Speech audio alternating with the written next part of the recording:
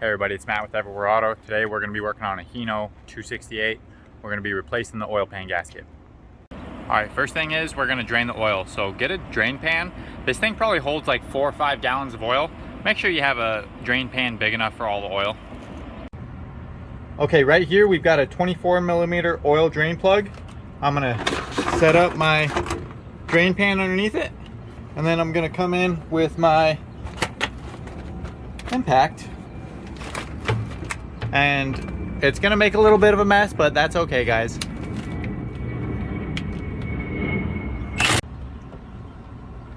All right, see, made a little bit of a mess, but a little bit of engine oil on my thing never hurt. So like I was saying, guys, make sure your drain pan is big enough. This is a 20-quart drain pan, and it looks like it took just under 15, about 14 quarts. And now I put the drain plug back, and we're gonna start taking all of these bolts off. All right, I got all the bolts out of the oil pan, and then there's a little gap right here. So I took my screwdriver and I twisted it, and then I kind of stuck it in there more like this, and then I pried it down. Boom! As you can see, just got to pry it on a little bit. It was good and stuck, but no big deal. Now, I'm gonna need both hands, but I'm gonna push it back, tilt it down, and then pull it out this way. It's ready.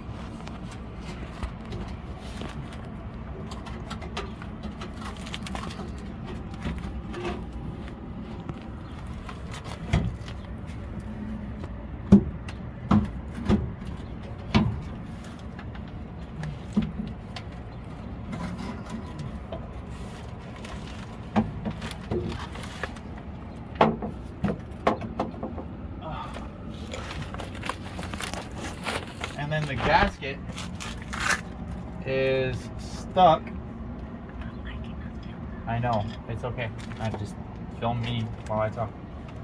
The gasket is stuck to the engine block, so I'm going to take my screwdriver and I'm gonna just pick it off and pry it off as best as I can, and then I'll use a razor blade to scrape it clean. All right, cut. All right, so I'm inside taking a break. This is gonna take about 2 or 3 times as long as it should take, and the reason is because it's a paper gasket for the oil pan, and you're not scraping it off, okay? I thought maybe I could take my razor blade and scrape it a little bit, but it's coming off in little tiny slivers. Like, it is not worth it. So I've got a grinder, and this is a 60 grit cutoff wheel pad grinder thing. I really don't know what it is. I know it's 60 grit. I paid $10 for like a 5-pack from Harbor Freight. I'm still on the first one, and I'm just in there grinding the paper gasket off. It's slow going, but the surface is coming clean. I'm just being careful not to gouge the metal. It's pretty easy to, this stuff isn't really doing too much against the metal. There is one little spot where it looks like I might have put a little divot. If that leaks, I mean, I'll deal with that when it comes. I don't think it's gonna be a problem at all. But yeah, I'm gonna be sitting here grinding this paper gasket off. And that's not something that I've ever done before. I've never had this happen where a gasket just would not come off no matter what you do. But this truck is it has 460,000 miles on it, and I'm sure that it's the original gasket. And the thing is so thin, it's no wonder why it's leaking. So hopefully when you go to do this, the gasket just comes right off. If not, just get you a little angle grinder, get you a little 60 grit pad, get to work.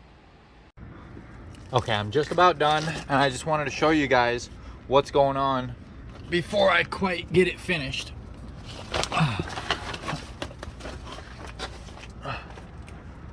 Alright, you can see that all this is where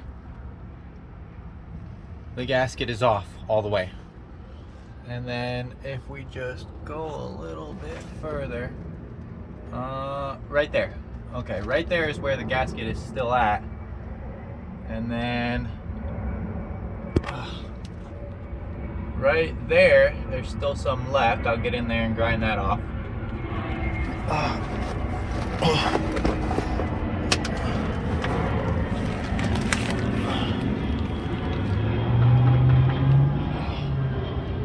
And then right there's a little bit left.